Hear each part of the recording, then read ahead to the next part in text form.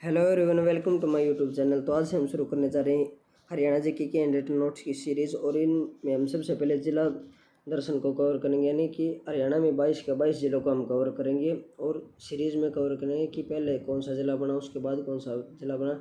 जैसे कि हरियाणा के गठन के समय 7 जिले थे, तो उसके बाद 8वां जिला, उसके बाद फिर 9वां, उनको हम एक सीरीज़ में सब जिलों को कवर करेंगे। तो जो 7 जिले बने उनमें रोहतक भी एक जिला था, तो आज हम शुरुआत रोहतक जिले से ही कर रहे हैं। तो चलिए शुरू करते हैं। रोहतक जिला। रोहतक जिले का गठन या स्थापना 1 नवंबर 1966 को हुई थी। जब हरियाणा अस्तित्व में आया उसी समय रोहतक जिला भी अस्तित्व में आया था, यानी कि 1 नवंबर 1966 को ही हरियाणा में रोहतक जिले का गठन हुआ था। जब हरियाणा का गठन हुआ तो उस समय हरियाणा में 7 जिले थे, उनमें से रोहतक भी एक जिला था। और वो 7 जिले थे, उनको याद करने की एक ट्रिक है। घर जेके में, घर जेके में, या जी से मतलब गुरुग्राम है, एच का मतलब हिसार है, ए का मतलब अम्बाड़ा, आर का मतलब रोहतक, जे का मतलब जींद और के का मतलब करनाल है, और मे का मतलब यहाँ महेंद्रगढ़ है। यानी कि जब हरियाणा का गठन हुआ तो उस समय ये 7 जिले थे: गुरुग्राम, हिसार, अम्बाड़ा, रोहतक, जींद, करनाल और महेंद्रगढ़। यहाँ के का मतलब कुरुक्षेत्र या कैथल है, यहाँ के से मतलब है करनाल। उसके बाद है स्थिति, यानी कि लोकेशन, यानी कि रोहतक जिला हरियाणा के मैप में कहाँ स्थित है, उसकी स्थिति क्या है। तो रोहतक हरियाणा के मध्य भाग में स्थित है। उसके बाद है नामकरण, यानी कि रोहतक का नाम रोहतक क्यों पड़ा, इसके बारे में अलग अलग कहानियाँ प्रचलित हैं। इनमें सबसे पहली कहानी है राजा रोहतास भरौम के नाम पर इसका नाम रोहतक पड़ा। दूसरी कहानी है रोयरा के जंगल के कारण इसका नाम रोहतक पड़ा। और तीसरी कहानी है महाभारत के नकुल दिग्विजय में रोहितास का वर्णन मिलता है, यही आगे चलकर रोहतक कहलाया। उसके बाद है रोहतक रोहतक जिले के उपनाम। रोहतक को एजुकेशन हब कहा जाता है, फिल्म सिटी भी कहा जाता है, हरियाणा की राजनीतिक राजधानी यानी कि पॉलिटिकल कैपिटल ऑफ हरियाणा, और शुगर सिटी भी कहा जाता है रोहतक को। और शुगर सिटी पलवल जिले को भी कहा जाता है, यानी कि रोहतक और पलवल दोनों जिलों को शुगर सिटी कहा जाता है। उसके बाद हैं रोहतक जिले के विधानसभा क्षेत्र। रोहतक जिले में 4 विधानसभा क्षेत्र हैं: रोहतक, मैम, कलानौर और गड्डी सांपला। और कलानौर रोहतक जिले की आरक्षित सीट है। आरक्षित सीट का मतलब यह है कि यहाँ से कोई भी जनरल कैटेगरी का उम्मीदवार चुनाव नहीं लड़ सकता, यहाँ से रिजर्व कैटेगरी का कैंडिडेट ही चुनाव के लिए खड़ा होगा। उसके बाद है रोहतक जिले की तहसील है रोहतक, कलानौर, मैम और गड्डी सांपला, यानी कि जो रोहतक के विधानसभा क्षेत्र हैं चारों के चारों वहीं रोहतक जिले की तहसील है।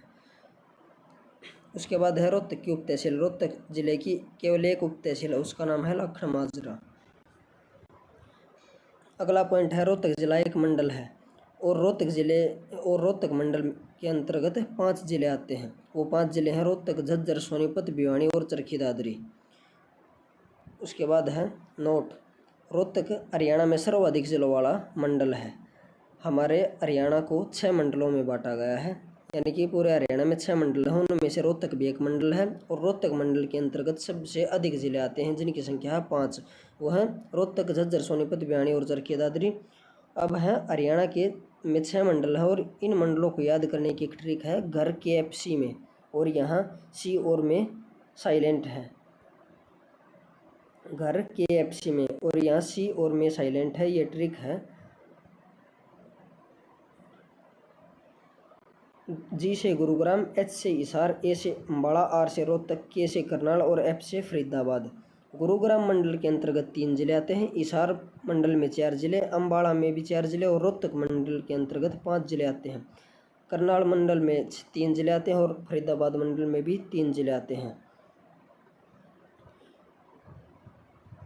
उसके बाद है रोहतक के साथ हरियाणा के 6 जिलों की सीमा लगती है, यानी कि रोहतक जिला हरियाणा के अन्य 6 जिलों के साथ सीमा साझा करता है। वो 6 जिले हैं हिसार, भिवानी, चरखी दादरी, जींद, सोनीपत और झज्जर। नोट, सर्वाधिक जिलों के साथ सीमा बनाने में रोहतक का दूसरा स्थान है। पहले स्थान पर जींद जिला है सर्वाधिक जिलों के साथ सीमा बनाने में। जींद हरियाणा के 7 जिलों के साथ सीमा बनाता है और जबकि रोहतक हरियाणा के 6 जिलों के साथ सीमा बनाता है। इस प्रकार रोहतक का दूसरा स्थान और पहला स्थान जींद का है। उसके बाद है रोहतक की मृदा या मिट्टी। तो रोहतक में जलोढ़ मिट्टी पाई जाती है और अपेक्षाकृत बालू दोमट मिट्टी रोहतक जिले में पाई जाती है। और रोहतक जिले में सिंचाई पश्चिमी यमुना नहर के द्वारा की जाती है और यहाँ सर्वाधिक उत्पादन ज्वार का होता है, यानी कि रोहतक जिले में ज्वार की खेती सबसे ज़्यादा होती है। उसके बाद है यहाँ चूना पत्थर यहाँ का प्रमुख खनिज है। रोहतक में पाया जाने वाले प्रमुख खनिज चूना पत्थर है। नेक्स्ट है रोहतक शहर के उद्योग। सबसे पहला है एशियन पेंट्स का उद्योग। एशियन पेंट्स का उद्योग रोहतक शहर में है। नट बोल्ट उद्योग। इस नट बोल्ट के उद्योग में चंद्रयान में बने नट बोल्ट मतलब चंद्रयान में लगे हुए नट बोल्ट यहाँ से बनकर ही जाते हैं, लेकिन चंद्रयान में यहाँ पर बने हुए नट बोल्ट का प्रयोग हुआ है। और इजराइल देश के लड़ाकू यानों में यहाँ पर बने नट बोल्ट का प्रयोग हुआ है। उसके बाद तीसरा कारखाना आर्मी की बुलेट प्रूफ जैकेट की रिसाइकलिंग का कारखाना रोहतक शहर में स्थापित है। उसके बाद है रेवाड़ी व गज्जक उद्योग रोहतक जिले में है। अमूल डेयरी उत्पाद प्लांट भी रोहतक जिले में है। विट्टा मिल्क प्लांट भी रोहतक जिले में। और चीनी उद्योग, ये उद्योग रोहतक के महत्वपूर्ण उद्योग हैं। उसके बाद अगला पॉइंट है रोहतक के जिले के महत्वपूर्ण मंदिर। इनमें सबसे पहले है दुर्गा मंदिर। दुर्गा मंदिर का उद्घाटन लाल बहादुर शास्त्री व उनकी पत्नी के द्वारा किया गया था और लाल बहादुर शास्त्री हमारे देश के दूसरे प्रधानमंत्री थे। उसके बाद है प्राचीन शिव मंदिर। यह मंदिर किलोई गांव रोहतक में स्थित है। नेक्स्ट है बाबा मस्तनाथ मठ। बाबा मस्तनाथ मठ अस्तलबोर रोहतक में है और यह कानफाड़ा संप्रदाय से संबंधित है। हरियाणा में 2 ही क्षेत्र हैं जो कानफाड़ा संप्रदाय से संबंधित है। पहला अस्तलबोर इसमें है बाबा मस्तनाथ मठ और दूसरा है प्योवा। प्योवा को हरियाणा का गया भी कहा जाता है। उसके बाद है बाबा मस्तनाथ मठ के सबसे पहले संस्थापक गुरु गोरखनाथ जी थे और इसके वास्तविक संस्थापक चौरंगीनाथ थे। चौरंगीनाथ का वास्तविक नाम कृष्णराज सागर था और इन्हें हिंदी भाषा के प्रथम साहित्यकार माना जाता है। और चौरंगीनाथ की प्रसिद्ध रचना है प्राण सांकली। उसके बाद है बाबा मस्तनाथ मठ का जीर्णोद्धार बाबा मस्तनाथ के द्वारा किया गया था और इसके वर्तमान में संरक्षक बालकनाथ हैं। उसके बाद है रोहतक जिले के गुरुद्वारे। सबसे पहले है मंजी साहिब गुरुद्वारा। यह गुरुद्वारा लाखन माजरा में है और सिखों के 9वें गुरु तेग बहादुर जब दिल्ली शहादत के लिए जा रहे थे तो उस वे यहाँ 13 दिन तक रुके थे। उसके बाद है बांग्ला साहिब गुरुद्वारा। अगला है रोहतक की मस्जिदें। तो रोहतक ज़िले में सबसे पहले मस्जिद है लाल मस्जिद। इसका निर्माण 1939 में आशिक अली के द्वारा किया गया था और यह रोहतक में बिहानी स्टैंड पर है। उसके बाद है दीनी मस्जिद। दीनी मस्जिद को यह पहले जैन मंदिर होता था, जैन मंदिर। इसे औरंगजेब ने तोड़वाकर मस्जिद में परिवर्तित करवा दिया, लेकिन हमारे देश का आज़ादी के बाद यानी कि 15 अगस्त 1947 के बाद सरकार ने इसे वापस मस्जिद से मंदिर बना दिया और वर्तमान में यहाँ पर भगवान महावीर की मूर्ति स्थापित है। उसके बाद है शीशे वाली मस्जिद या कांच वाली मस्जिद। इस मस्जिद का प्रवेश द्वार संगमरमर से बना हुआ है। नेक्स्ट है रोहतक के मेले। इनमें सबसे पहले है बाबा मस्तनाथ का मेला। यह अस्तलबोर रोहतक में लगता है फरवरी और मार्च के महीने में और इस मेले का आयोजन 3 दिन तक होता है। उसके बाद बाबा जमुना दास का मेला। यह बालाउठ गांव रोहतक में लगता है। उसके बाद है शिवरात्रि का मेला। यह किलोई गांव में लगता है। चौथा है मेला होला महोत्सव। यह लाखन माजरा में लगता है 9वें सिख गुरु तेग बहादुर की याद में। उसके बाद आगे हैं रोहतक के पर्यटन स्थल। इनमें सबसे पहले है रोहतक का चिड़ियाघर। यह हरियाणा का सबसे बड़ा चिड़ियाघर है। रोहतक चिड़ियाघर हरियाणा का सबसे बड़ा चिड़ियाघर है। नेक्स्ट है तिलियार झील। उसके बाद है मैना पर्यटक परिसर। उसके बाद है नौरंग पर्यटक परिसर। नौरंग पर्यटक परिसर मैम रोहतक में स्थित है। उसके बाद है गौकर्ण तालाब। नेक्स्ट है ज्ञानी चोर की गुफा या ज्ञानी चोर की गुफा। ज्ञानी या ज्ञानी चोर की गुफा, यह मैम रोहतक में है। उसके बाद है मैम की बावड़ी। मैम की बावड़ी का निर्माण सुद्धोकलाल के द्वारा करवाया गया था शाहजहाँ के शासनकाल में और मैम की बावड़ी को स्वर्ग का झरना भी कहा जाता है। नेक्स्ट है शाह मोहम्मद रमज़ान का गुम्बद। यह मैम रोहतक में स्थित है और शाह मोहम्मद रमज़ान को हादी हरियाणा कहा जाता था। उसके बाद है रोहतक में नेशनल हाईवेज, यानी कि रोहतक में कौन कौन से राष्ट्रीय राजमार्ग हैं। राष्ट्रीय राजमार्ग जो रोहतक शहर से गुजरते हैं उनमें है NH9, NH 352 और NH 709, और रोहतक का जलेबी चौक NH 9 पर ही स्थित है। उसके बाद है देश की पहली CNG ट्रेन रोहतक से रेवाड़ी से रोहतक के बीच चली थी और इसका उद्घाटन 13 जनवरी 2015 को सुरेश प्रभु के द्वारा किया गया था। और देश का पहला एलिवेटेड रेलवे ट्रैक रोहतक में ही है। रोहतक गोहाना रेलवे ट्रैक देश का पहला एलिवेटेड रेलवे ट्रैक है। उसके बाद अगला पॉइंट है रोहतक के स्टेडियम। इनमें है राजीव गांधी स्टेडियम रोहतक में यह है, नए बस स्टैंड के पीछे है, नए बस स्टैंड के पीछे है। और उसके बाद है बंसीलाल क्रिकेट स्टेडियम, यह लाड़ी गांव रोहतक में है, बंसीलाल क्रिकेट स्टेडियम। नेक्स्ट है शिक्षण संस्थान। सबसे पहले है MDU यानी कि महर्षि दयानंद यूनिवर्सिटी रोहतक। इसकी स्थापना 1976 में रोहतक यूनिवर्सिटी नाम से की गई थी। उसके बाद 1977 में इसका नाम MDU रख दिया गया और यह राज्य की सबसे स्वच्छ राज्य सरकारी यूनिवर्सिटी है। सबसे स्वच्छ राज्य सरकारी यूनिवर्सिटी का इसे दर्जा प्राप्त है। उसके बाद है MDU का स्वयं का अंतर्राष्ट्रीय क्रिकेट स्टेडियम है जिसका नाम है वल्लभ भाई पटेल क्रिकेट स्टेडियम। उसके बाद है पंडित भगवत दयाल शर्मा मेडिकल कॉलेज रोहतक। इसकी स्थापना 1960 में एक कॉलेज के रूप में की गई थी और इसे 2008 में यूनिवर्सिटी का दर्जा दे दिया गया, यानी कि post graduate institute of medical sciences. उसके बाद है Pandit Lakshmichand state university of performing and visual arts. इसकी स्थापना 5 अगस्त 2014 में की गई थी। उसके बाद है BMU यानी कि बाबा मस्तनाथ यूनिवर्सिटी। यह अस्तलबोर रोहतक में स्थित है और इसकी स्थापना 2012 में की गई थी। उसके बाद है JNV का मतलब है जवाहर नवोदय विद्यालय, जवाहर नवोदय विद्यालय। यह गुस्काणी गांव रोहतक में स्थित है। उसके बाद है IIM रोहतक।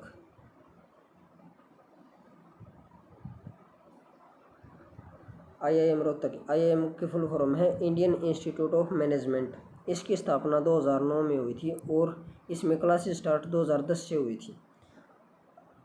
हरियाणा में एकमात्र IIM है, यह हरियाणा में एकमात्र IIM है और भारत का प्रथम IIM जिसने प्रबंधन के साथ साथ यानी कि मैनेजमेंट के साथ साथ वकालत की शिक्षा यानी कि लॉ की स्टडी की शुरुआत की है और लॉ के लिए इसने अपना कैंपस गुरुग्राम में बनाया है। उसके बाद है ऐतिहासिक स्रोत यानी कि रोहतक से मिलने वाले ऐतिहासिक स्रोत। इनमें सबसे पहले है बोर गांव का अभिलेख। बोर गांव के अभिलेख में हरियाणा का नाम हरियंक मिलता है। हरियाणा के हरियंक नाम का उल्लेख बोर गांव के अभिलेख में है। उसके बाद है खोखरा कोट से टकसाल मिली है। इंडो ग्रीक शासकों के सिक्के मिले हैं, गुप्तकालीन सिक्के मिले हैं और भोजदेव व विग्रहराज चतुर्थ के सिक्के मिले हैं। और भोजदेव व विग्रहराज गुर्जर प्रतिहार शासक थे, गुर्जर प्रतिहार वंश के शासक थे भोजदेव और विग्रहराज। इन सभी के सिक्के भी खोखरा कोट रोहतक से प्राप्त हुए हैं। उसके बाद है रोहतक में हड़प्पाकालीन स्थल। इनमें सबसे पहले फरमाना की खुदाई 2006 में वसंत सिंधे के द्वारा करवाई गई थी और फरमाना से 70 कब्रें मिली हैं, 27 कमरों की नींव के साक्ष्य मिले, स्नानागार के साक्ष्य मिले और लहसुन की कली मिली है। हड़प्पा सभ्यता का एकमात्र स्थल जहाँ से लहसुन की कली मिली है वो है फरमाना जो कि रोहतक ज़िले में स्थित है। उसके बाद है मदीना भी रोहतक ज़िले का ही एक गांव है। इसकी खुदाई 2007-8 में मनमोहन सिंह के द्वारा करवाई गई थी। उसके बाद है दक्ष खेड़ा की खुदाई 2009 में जापान के सहयोग से की गई है। तो ये 3 हड़प्पाकालीन स्थल हैं रोहतक में, फरमाना, मदीना और दक्ष खेड़ा। उसके बाद है साहित्यिक स्रोत। रोहतक से संबंधित साहित्यिक स्रोत का साहित्य के बारे में वर्णन दिव्य वदान जो कि एक बौद्ध ग्रंथ है उसमें मिलता है। इसमें रोहतक व अग्रवाह का वर्णन है और इस ग्रंथ में बताया गया कि रोहतक के लोग धनवान और प्रसन्न थे और वो संगीत प्रेमी थे। उसके बाद है 1857 की क्रांति में रोहतक की भूमिका। 1857 की क्रांति की शुरुआत मुसलमान रांगड़ों व जाटों ने की थी और रोहतक में क्रांति की शुरुआत मई के तीसरे सप्ताह में शुरू हुई थी और इस क्रांति को दबाने के लिए अम्बाड़ा से 60वीं बटालियन भेजी गई। इस क्रांति को दबाने के लिए अम्बाड़ा से 60वीं बटालियन भेजी गई, लेकिन यह यहाँ आकर खुद इस विद्रोह में शामिल हो गई। अब इस विद्रोह को दबाने के लिए अंग्रेज अधिकारी हडसन को भेजा गया। यह सबसे पहले खरखोदा पहुंचा और खरखोदा में हडसन का बिसारत अली के साथ युद्ध हुआ, जिसमें बिसारत अली की हार हुई और हडसन विजयी हुआ। उसके बाद है खरखोदा का युद्ध जीतने के बाद हडसन ने कहा था हम रोहतक के ग्रामीण दानवों से लड़े थे। उसके बाद है इसके बाद हडसन रोहतक पहुंचता है और यहाँ आने पर जींद रियासत ने इसका साथ दिया। इस प्रकार क्रांति पर नियंत्रण पा लिया जाता है और हडसन रोहतक शहर को जींद रियासत को सौंपकर वापस चला जाता है। हडसन के जाने के बाद रोहतक के ग्रामीण लोगों ने जींद के सैनिकों को मारा भगाया और फिर से विद्रोह शुरू कर दिया। उसके बाद है रोहतक के प्रसिद्ध व्यक्तित्व। इनमें सबसे पहले है सर छोटू राम। सर छोटू राम का जन्म 24 नवंबर 1881 में गड्डी सांपला रोहतक में हुआ और गड्डी सांपला का वर्तमान नाम छोटू रामनगर कर दिया गया। उसके बाद है सर छोटू राम के बचपन का नाम रिचपाल था और इनके उपनाम हैं जमींदारों का मसीहा, नैतिक साहस की मिसाल और भाखड़ा डैम के वास्तुकार। ये छोटू राम के उपनाम हैं। उसके बाद है छोटू राम की उपाधियाँ हैं। इन्हें राय बहादुर की उपाधि 1927 में मिली, सर की उपाधि 1937 में और रहबर आजम की उपाधि 1942 में छोटू राम को दी गई। उसके बाद है छोटू राम की प्रारंभिक शिक्षा झज्जर में हुई और उसके बाद इनकी आगे की स्कूली शिक्षा सेंट क्रिश्चियन स्कूल दिल्ली में हुई और यहीं इसी सेंट क्रिश्चियन स्कूल में इन्होंने वार्डन के खिलाफ प्रथम आंदोलन किया था और उस आंदोलन के बाद इन्हें बच्चों के द्वारा जनरल रॉबर्ट कहा जाने लगा। उसके बाद है छोटू राम ने ग्रेजुएशन की शिक्षा सेंट स्टीफन कॉलेज दिल्ली से की है और इन्होंने वकालत की शिक्षा आगरा कॉलेज से 1911 में पूरी की और 1912 में वकालत की प्रैक्टिस शुरू रोहतक से की थी। उसके बाद है 1912 में ही जाट सभा का गठन इनके द्वारा किया गया रोहतक में सर छोटू राम के द्वारा। उसके बाद 1913 में छोटू राम ने रोहतक में एंग्लो संस्कृत स्कूल की स्थापना की। 1916 में छोटू राम ने कांग्रेस पार्टी को ज्वाइन किया और 1916 में जाट गजट अखबार निकाला उर्दू भाषा में और ये एक साप्ताहिक अखबार था। उसके बाद है 1920 में असहयोग आंदोलन जो गांधी जी ने चला था, छोटू राम उसके खिलाफ थे और इसी के कारण उन्होंने इस समय कांग्रेस पार्टी को छोड़ दिया था और गांधी जी के असहयोग आंदोलन को हरियाणा में गांधी की आंधी कहा गया। नेक्स्ट है 1923 में मुस्लिम नेताओं के साथ मिलकर छोटू राम ने यूनियनिस्ट पार्टी का गठन किया। वे मुस्लिम नेता थे फजल अली हुसैन और सिकंदर हयात खान। इन दोनों के साथ मिलकर छोटू राम ने 1923 में यूनियनिस्ट पार्टी का गठन किया। उसके बाद है छोटू राम के द्वारा 1924 में फ्यूडल लीग, जिसे जमींदारा लीग भी कहते हैं, यानी कि जमींदारा लीग की स्थापना की गई और जमींदारा लीग को ही फ्यूडल लीग कहा जाता है। उसके बाद है 1934 में इन्होंने साहूकार पंजीकरण एक्ट पारित करवाया और उसे लागू 1938 यह एक्ट लागू 1938 में हुआ। किसान कर्ज माफ़ी एक्ट को पारित करवाया और 1938 में इन्होंने किसान की गिरवी जमीन मुक्त एक्ट पारित करवाया। किसान उत्पाद मंडी एक्ट को पारित करवाया इनके द्वारा और 1938 में किसानों के अनाजों की बिक्री के लिए एक मार्केटिंग बोर्ड का गठन भी छोटू राम के द्वारा करवाया गया। अगला पॉइंट है छोटू राम के द्वारा हरियाणा में मोरों के शिकार पर प्रतिबंध लगा दिया गया और दिसंबर 1944 में छोटू राम ने हिमाचल प्रदेश के राजा के साथ भाखड़ा डैम को बनाने को लेकर समझौता किया। अगला पॉइंट है छोटू राम की मृत्यु 9 जनवरी 1945 को लाहौर में हो गई। अगला पॉइंट है छोटू राम संग्रहालय। छोटू राम संग्रहालय का निर्माण 2005 में स्थापना में करवाया गया। अगला पॉइंट है छोटू राम की 64 फीट की प्रतिमा का उद्घाटन 2018 में प्रधानमंत्री नरेंद्र मोदी के द्वारा किया गया।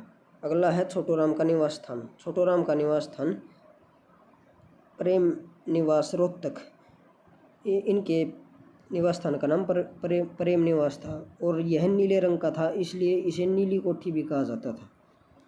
अगला प्रसिद्ध व्यक्तित्व है मातूराम हुड्डा।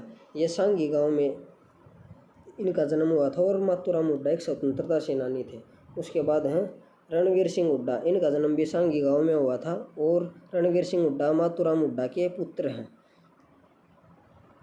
और ये भी एक स्वतंत्रता सेनानी थे और रोहतक में 1951-52 में लोकसभा सांसद थे और भारतीय कृषक समाज के अध्यक्ष भी थे रणवीर सिंह हुड्डा। उसके बाद है भूपेंद्र सिंह हुड्डा। भूपेंद्र सिंह हुड्डा का जन्म सांगी गांव में 15 सितंबर 1947 में हुआ।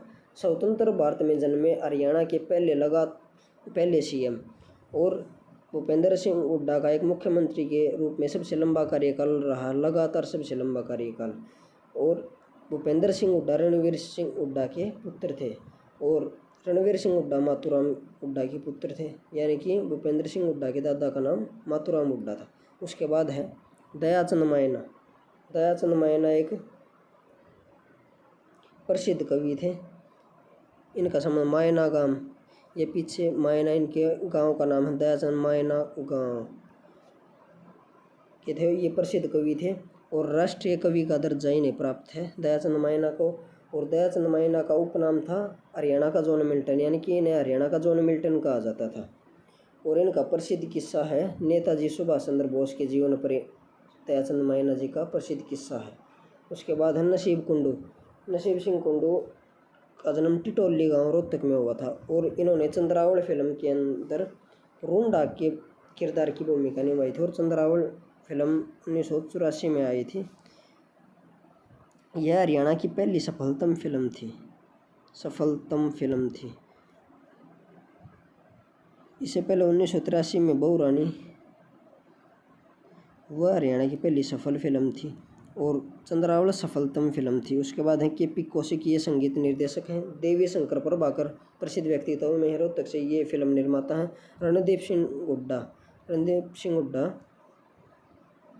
रणदीप हुड्डा जसिया गांव रोहतक से संबंधित और ये बॉलीवुड अभिनेता। उसके बाद है जसविंदर नरूला, ये संगीत से संबंधित है। पारुल गुलाटी ये अभिनेता हैं और सुभाष घई व अशोक घई ये फिल्म निर्माता हैं। उसके बाद है अनुराधा बेनीवाल, यह है खेड़ी गांव में रोहतक की रहने वाली है, यानी कि इनका जन्म खेड़ी गांव में हुआ था और ये शतरंज की खिलाड़ी हैं और एक कवित्री भी हैं। उसके बाद है शेफाली वर्मा। शेफाली वर्मा एक क्रिकेटर हैं। ममता खरब को गोल्डन गर्ल के नाम से भी जाना जाता है। उसके बाद है साक्षी मलिक का जन्म 3 सितंबर 1992 में हुआ था मोखरा गांव रोहतक में और साक्षी मलिक के कोच का नाम है ईश्वर सिंह। ये प्रथम महिला रेसलर है जो ओलंपिक में पदक जीत कर लाई थी, कांस्य पदक, और 58 किलो भार वर्ग में, जो कि 2016 में रियो डी जेनेरियो में हुए थे। उसके बाद है मंगल सेन हरियाणा के दूसरे उप मुख्यमंत्री थे। नेक्स्ट है बदलूराम, कॉमरेड लक्ष्मण दास और लाल सुल्तान सिंह, ये तीनों स्वतंत्रता सेनानी थे और इनका संबंध भी रोहतक जिले से है। उसके बाद है अमित पंगाल, यह मायना गांव रोहतक से संबंधित है। इसका जन्म 16 अक्टूबर 1995 में हुआ और यह एक बॉक्सर है। उसके बाद है सुमित मलिक का जन्म 9 जनवरी 1993 में हुआ था। 2017 में एशियन कुश्ती चैंपियनशिप में इन्होंने रजत पदक यानी कि सिल्वर मेडल जीता था और 2018 के राष्ट्रमंडल यानी कि कॉमनवेल्थ गेम्स में इन्होंने गोल्ड मेडल जीता था। उसके बाद हैं रोहतक जिले से संबंधित कुछ अन्य महत्वपूर्ण बिंदु। इनमें सबसे पहला बिंदु है रोहतक की शौरी मार्केट, एशिया का सबसे बड़ा कपड़ा मार्केट है। उसके बाद है पुराने समय में रोहतक योध्य गणराज्य की राजधानी होता था। उसके बाद है बलराम जी की मूर्ति, यानी कि जो श्री कृष्ण के भाई थे बलराम जी की मूर्ति हरियाणा के रोहतक जिले से प्राप्त हुई है। अगला पॉइंट है राज्य का पहला यानी कि हरियाणा का पहला आकाशवाणी केंद्र 8 मई 1976 को रोहतक शहर में स्थापित किया गया था और हरियाणा में 3 आकाशवाणी केंद्र हैं, एक रोहतक में, हिसार में और कुरुक्षेत्र में। और पहला आकाशवाणी केंद्र रोहतक शहर के अंदर ही 8 मई 1976 को स्थापित किया गया था। और हरियाणा का पहला कॉलेज पंडित नेकीराम शर्मा कॉलेज रोहतक में स्थित है। हरियाणा की सीमा किसी भी राज्य की सीमा के साथ नहीं लगती है। अगला पॉइंट है 1 दिसंबर 1929 को वायसरॉय लॉर्ड इरविन की रेलगाड़ी को उड़ाने के लिए बम रोहतक में ही तैयार किए गए थे। अगला पॉइंट है देश की पहली इको फ्रेंडली रैली का आयोजन रोहतक में हुआ था। और इसी के साथ ये टॉपिक खत्म होता है। अगर आपको वीडियो अच्छी लगी हो तो